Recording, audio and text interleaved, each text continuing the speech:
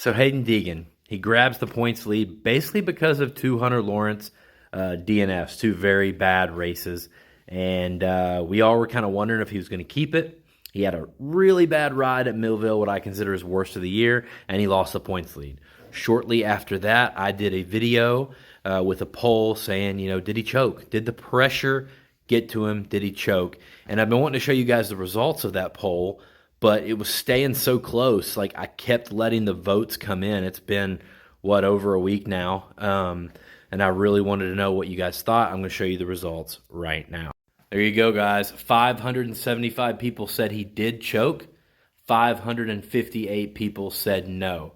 Now, I think it would be really interesting to see how many people would change their vote after the 1-1 he just did it with Schugel.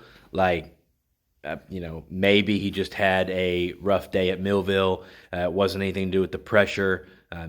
People said he never rode there before, et cetera, et cetera. So I'd love to know what the difference would be. But this is, for almost 1,200 votes, that is a very, very close poll. So I thought that was cool.